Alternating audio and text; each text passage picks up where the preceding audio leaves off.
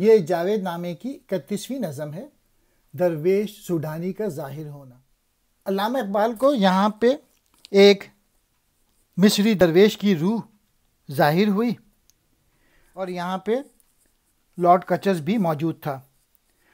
جو درویش تھے وہ مخاطب ہوتے ہیں اس خبیث سے، کچس سے۔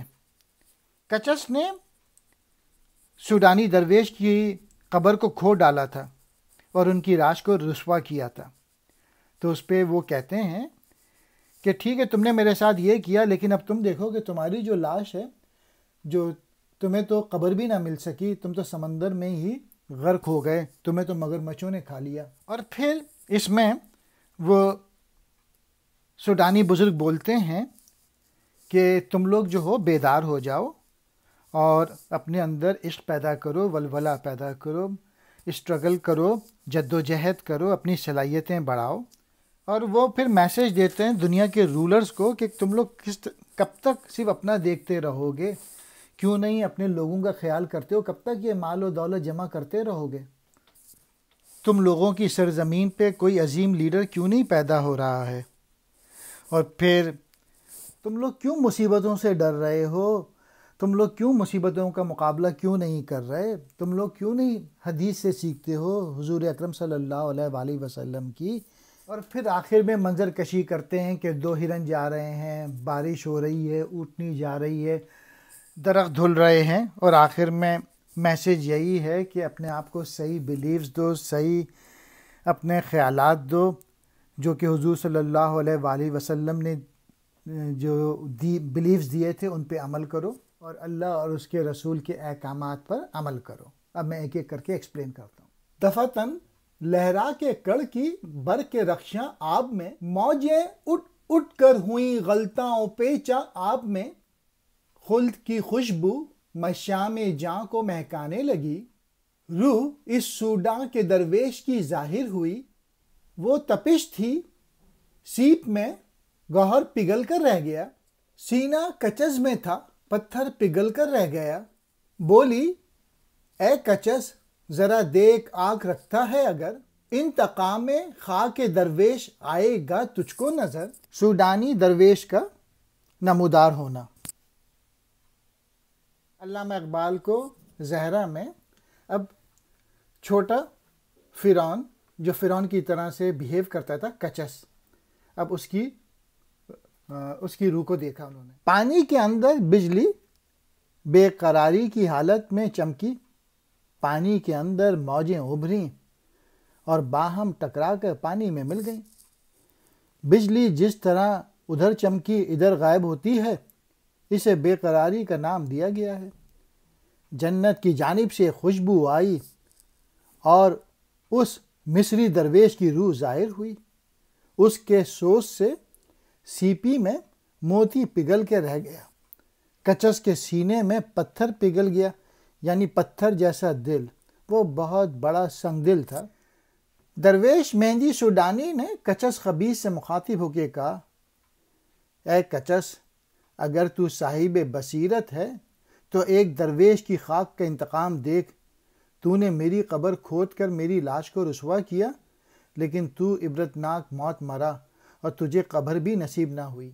آسمان نے قبر تیری خاک کو دی ہی نہیں، جز یم شور اب جگہ تیرے لیے کوئی نہیں، بات جیسے اب گلے ہی میں ٹھہر کر رہ گئی، ایک بلند آہ جگر تاب اس کے ہونٹوں سے ہوئی، پھر کہا اس نے کہ اے روح عرب بیدار ہو، صورت اسلاف تو بھی خالی کے آثار ہو، اے فواد، اے فیصل، اے ابن سعود اٹھو شتاب، مثل دودھ اپنے ہی گرد اس طرح کب تک پیچو تاب۔ سوڈانی بزرگ بولے، اے کچس آسمان نے تیرے جسم کو قبر بھی نہ دی، تیری قبر سمندر ہی میں بنی، تو سمندر میں ڈوب کر مرا اور تیری لاش کو ذرا سی زمین بھی نصیب نہ ہوئی، بلکہ جیسے سمندر میں مگرمچھوں نے کھا لیا ہوگا۔ مہندی نے اتنا کہا تو اس کے بعد اس کی آواز گلے میں اٹک گئی اور اس کے ہونٹوں سے جگر کو پگھلانے والی ایک آہ نکلی، وہ مہندی۔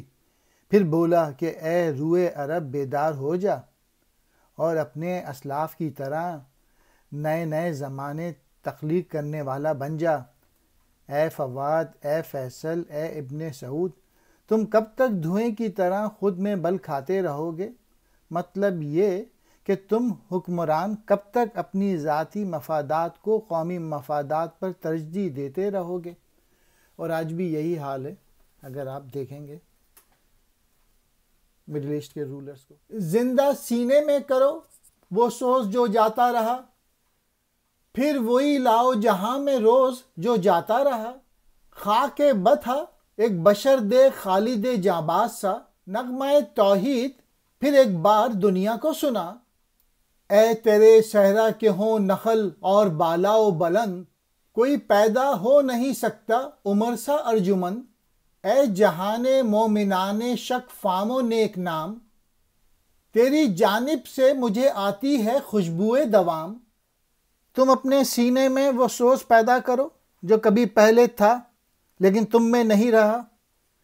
دنیا میں پھر وہ دن لاؤ جو جا چکا، خود کو پھر سے عشق رسول اکرم سے سرشار کر کے وہ ماضی والا عظیم دور لاؤ جو ہمارے اسلاف نے قائم کیا تھا۔ اے زمین مکہ، تو پھر کوئی خالد پیدا کر اور یوں توحید کا راگ پھر سے چھیڑ۔ اے کہ تیرے صحرا کے کھجور کے درخت خاصے اونچے ہیں، کیا تجھ سرزمین مکہ سے کوئی اور یا دوسرا فاروق پیدا نہیں ہو سکتا؟ یعنی حضرت عمر فاروق رضی اللہ تعالی عنہ جیسے لیڈر۔ اے سیاہ فاموں کی دنیا، مجھے تجھ سے ہمیشہ قائم رہنے والی خوشبو آ رہی ہے۔ افریقی ملکوں کے حوالے سے کہا ہے، مہندی خاص طور پر سوڈان اور مصر کے حالات کے بارے میں گویا پریشانی کا اظہار کر رہے ہیں کہ وہاں آزادی کا سورج کب طلوع ہوگا۔ زندگانی تیری یوں ہی تابع بے ذوق سیر، تیری تقدیر اس طرح کب تک رہیں دست خیر۔ ہے مقام و مرتبہ تیرا کہاں، تو ہے کہاں؟ بحر میں ہر دم ہے میری استخوان محو فغاں۔ تم بلا سے ڈرتے ہو، یہ ہے حدیث مصطفیٰ، ہے مسلمان کے لیے روز بلا روز صفا۔ تم اہل مصر اور سوڈان کب تک جد و جہد، عمل، اسٹرگل، ایگزیکیوشن کے ذوق کے بغیر زندگی اپنائے رکھو گے؟ اور کب تک تمہاری تقدیر دوسروں کے ہاتھ میں رہے گی؟ تم کب تک غلامی برداشت کرتے رہو گے؟ تم کب تک اپنے مقام پر نہیں آؤ گے؟ تمہارے ان حالات کے باعث میری ہڈیاں سمندر میں باسری کی مانند نالہ کنا ہیں۔ کیا تم مصیبتوں سے ڈرتے ہو؟ حضور اکرم محمد مصطفیٰ صلی اللہ علیہ وآلہ وسلم کی حدیث مبارکہ ہے کہ مرد کے لیے مصیبت کا دن روز صفا ہے۔ گویا مرد مومن کے لیے محنت کا دن پاکی نفس کا دن ہوتا ہے اور ہر گناہ سے پاک ہو جاتا ہے۔ ساربان یثرب میں اپنے یار ہیں ہم نجد میں، ایسا نغمہ چھیڑ جو ناقے کو لائیں وجد میں۔ ٹوٹ کر برسا ہے بادل ہر طرف سبزہ ہوگا، جس نے پائے ناقے کو شاید کہ آہستہ کیا۔ جاں کو فرقت میں نہیں مہلت فغاں آہ سے، سبزہ کم تر جس میں ہو چلنا اب ایسی راہ سے۔ ناقہ مست سبزہ عشق یار میں سرشار میں، اس کو سبزے کی ہے دھن محو خیال یار میں۔ جا بجا صحرا میں بارش نے بنائی ہے سبیل، دھل کے ہیں نکھرے ہوئے پانی سے اوراق نخیل۔ اے سارباں، یار تو مدینہ منورہ میں ہے جبکہ ہم نجد میں ہیں۔ وہ ہدی کہاں ہے جو اونٹنی کو وجد میں لائے؟ نجد مکے اور مدینے سے دور عرب علاقہ ہے۔ غالباً یہ مراد ہے کہ مہندی کو حضور اکرم کا عشق اور مدینے کی یاد تڑپا رہی ہے۔ جیسے وہ اس انداز میں بیان کر رہے ہیں: بادل برسا اور زمین سے سبزہ اگ آیا ہے۔ ممکن ہے کہ اونٹنی کے پاؤں اس سفر کے لیے سست پڑ جائیں گے۔ درد جدائی کی وجہ سے میری جان فریاد کر رہی ہے۔ تو سارباں وہ راستہ اختیار کر جس میں سبزہ نہ ہو یا کم ہو، کہ اونٹنی مسلسل چلتی رہے اور ہم جلد منزل تک پہنچیں۔ بات یہ ہے کہ اونٹنی تو سبزے میں مست ہے، جبکہ میں اپنے دوست محبوب حضور اکرم صلی اللہ علیہ وآلہ وسلم میں محو مست ہوں۔ اونٹنی کی باگ اور تیرے ہاتھ میں اور میں اپنے محبوب کے ہاتھ میں ہوں۔ میں محبوب کے عشق میں پوری طرح کھویا ہوا ہوں۔ بارش ہو چکی ہے، جس سے قدرت نے صحرا میں پانی سب کے لیے وقف کر دیا ہے، اور پہاڑوں پر کھجور کے درختوں کے پتے دھل گئے ہیں، گویا صحرا میں بارش کے باعث پانی چلنے لگا۔ دو ہرن ٹیلے کے اوپر سے ادھر آتے ہوئے چل رہے ہیں آگے، پیچھے دیکھ اتراتے ہوئے۔ چشمہ صحرا سے پانی پی کے وہ شاداں ہوئے، راہ پیما پر نظر ڈالی تو کچھ حیراں ہوئے۔ نرم ریگ دشت ہے نم سے مثل پرنیاں، اس لیے زیادہ نہیں اشتر کو چلنے میں گراں۔ ہیں فلک پر بدلیاں مثل پرے تہوو تمام، خوف بارش کا ہے مجھ کو دور ہے اب بھی مقام۔ سارباں یثرب میں اپنے یار ہیں ہم نجد میں، ایسا نغمہ چھیڑ جو ناقے کو لائیں وجد میں۔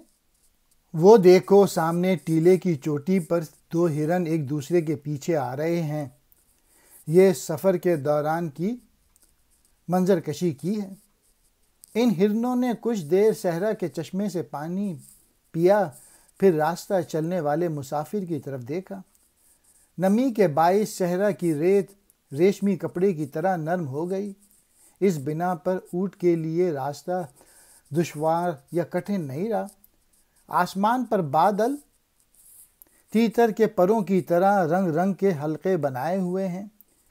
یہ منظر بارش کی آمد کا پتہ دے رہا ہے۔ میں اس بات سے ڈر رہا ہوں کہ ہم ابھی منزل سے دور ہیں، بارش آ کر کہیں ہمیں راستے میں رکاوٹ نہ بنے۔ اے سارباں، یار تو مدینہ منورہ میں ہیں جبکہ ہم نجد میں ہیں۔ وہ ہدی کہاں ہے جو اونٹنی کو وجد میں لے آئے تاکہ ہم جلد مدینے پہنچیں اور محبوب کا دیدار کریں۔ اس کا یہ مفہوم بھی بن سکتا ہے کہ اہل نجد نے غیر اسلامی شعار اپنا رکھے ہیں۔ ہمیں اسلامی شعار اپنانے چاہیے۔